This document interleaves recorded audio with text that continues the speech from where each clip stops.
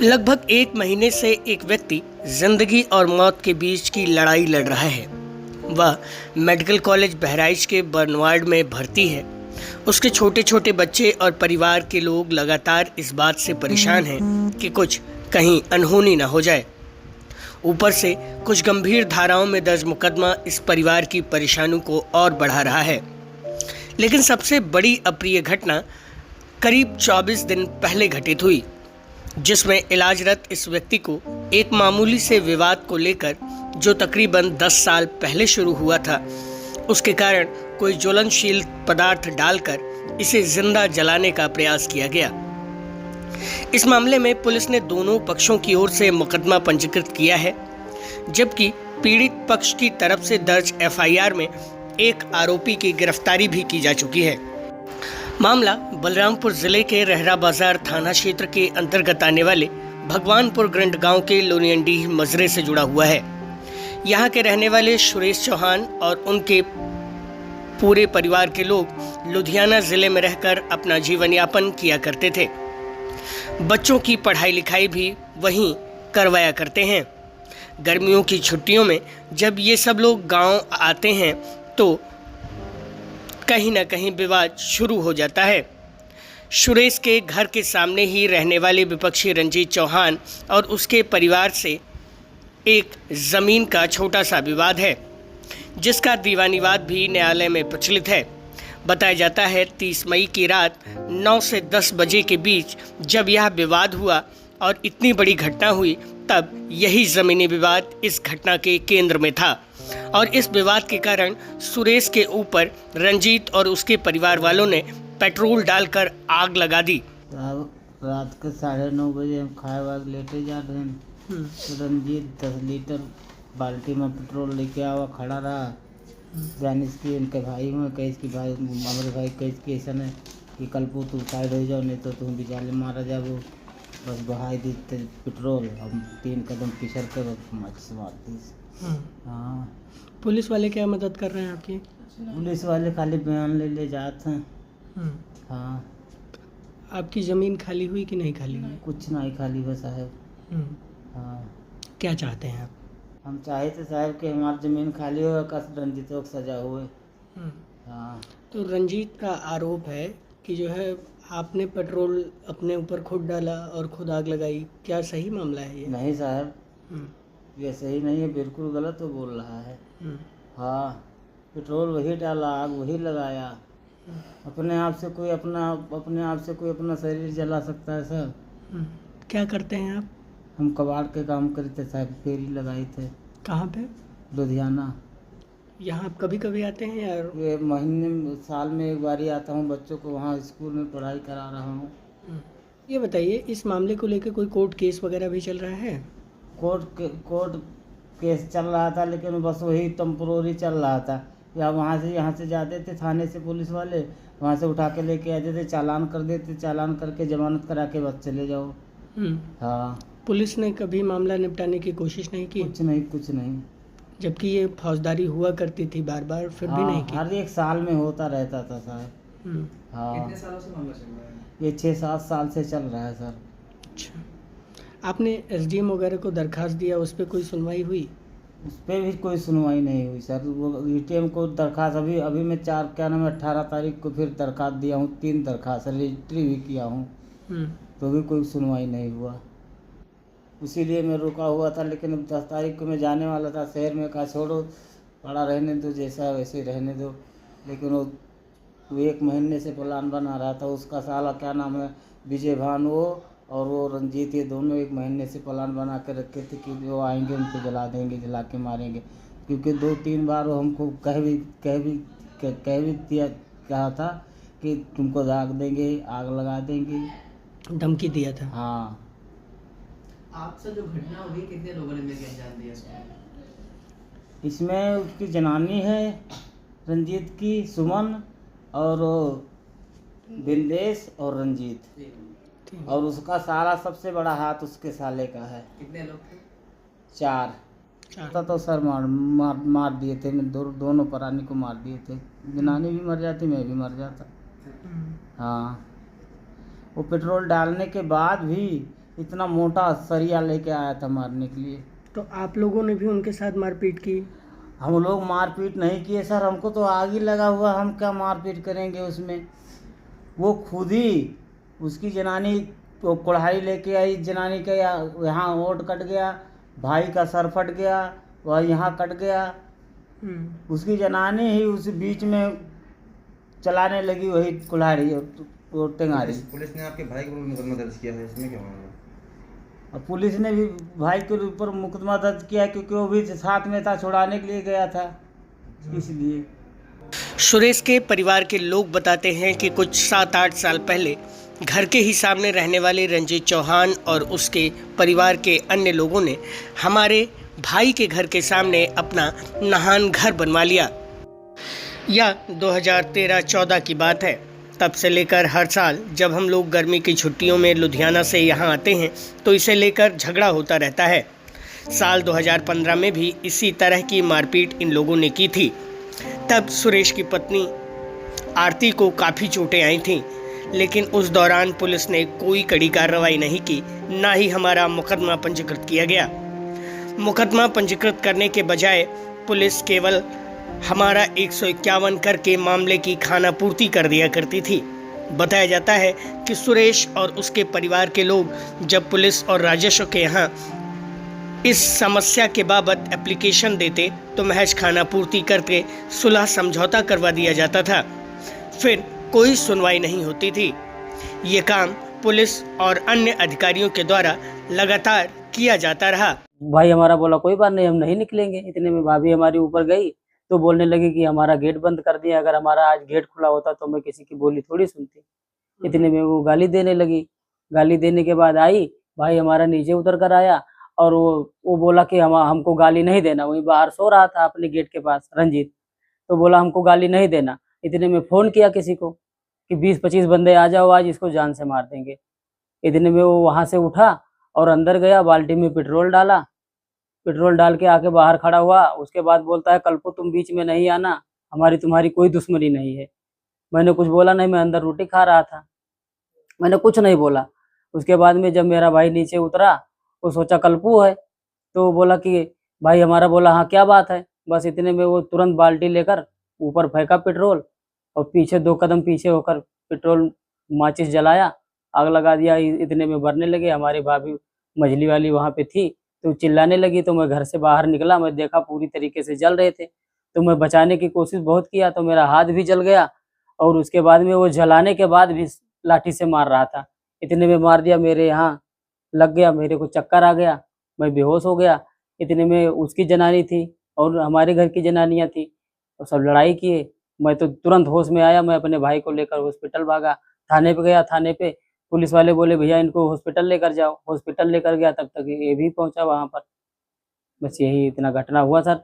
और सर विपक्ष वाले हैं ये सब, हम लोग के ऊपर दबाव डालते हैं सर। हम लोग यहाँ रहते नहीं है, हमारा कोई सपोर्ट यहाँ पे है नहीं।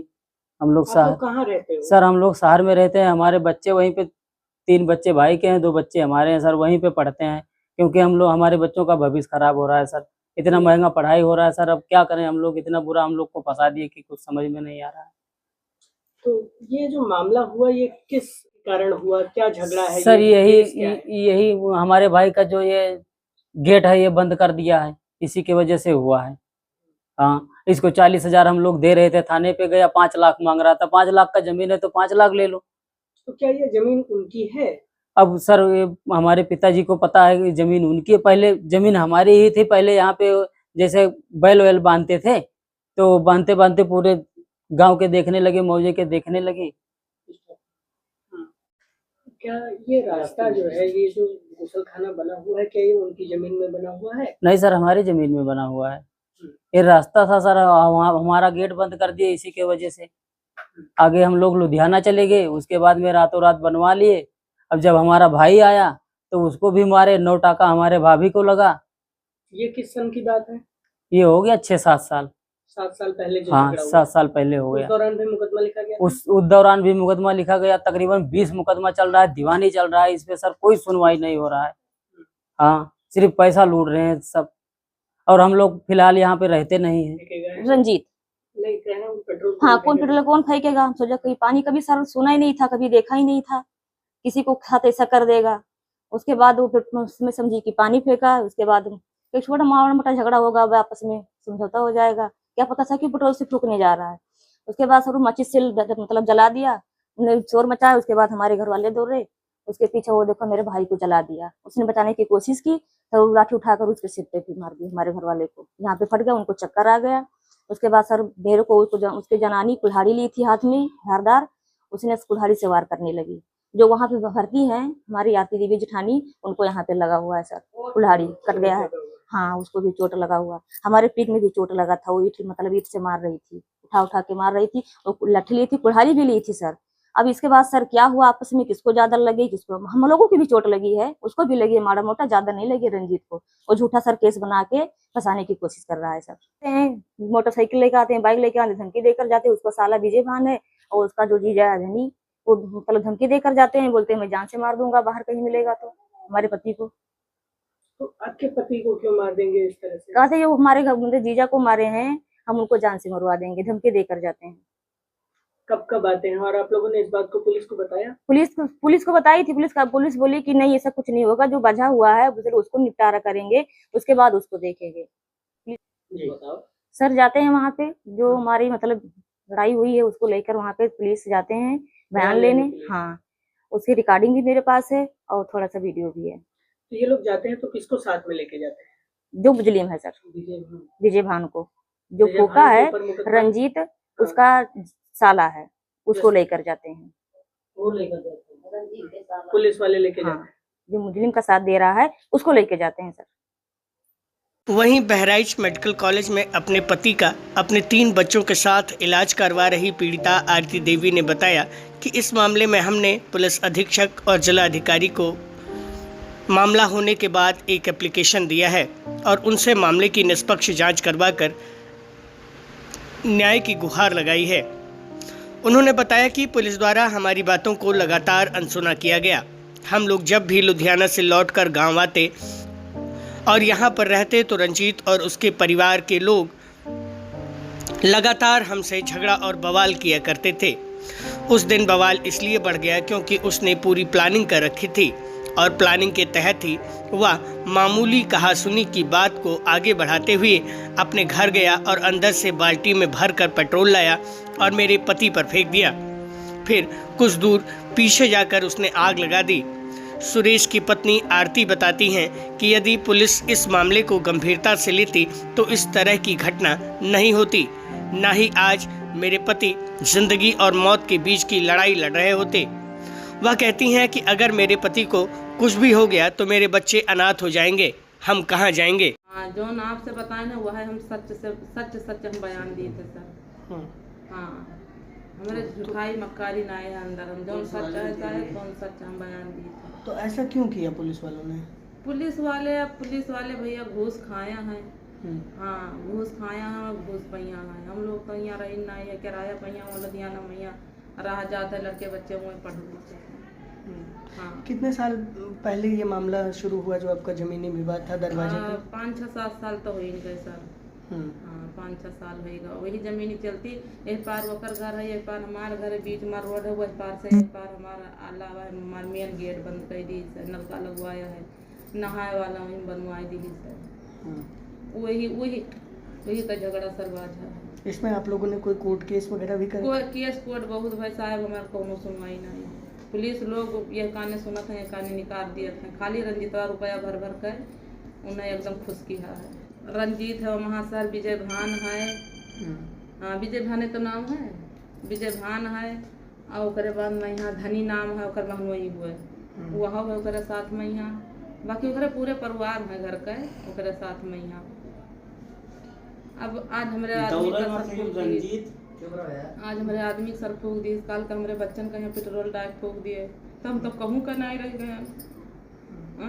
हमारे देवर न हुआ तब मैं दोनों प्राणी मार डालत, हमारे बच्चन का मार डालत, कौनो लंका हम नहीं रह गए।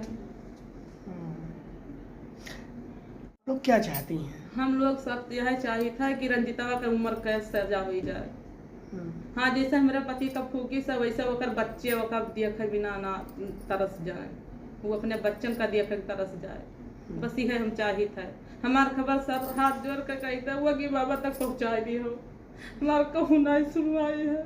मुख्यमंत्री वहीं पुलिस मीडिया सेल द्वारा जारी एक प्रेस नोट से पता चला कि इस मामले में जो FIR 136/24 दर्ज की गई है, उसके जो मुख्य अभियुक्त रंजीत कुमार हैं उनको गिरफ्तार कर लिया गया है और मामले की जांच की जा रही है।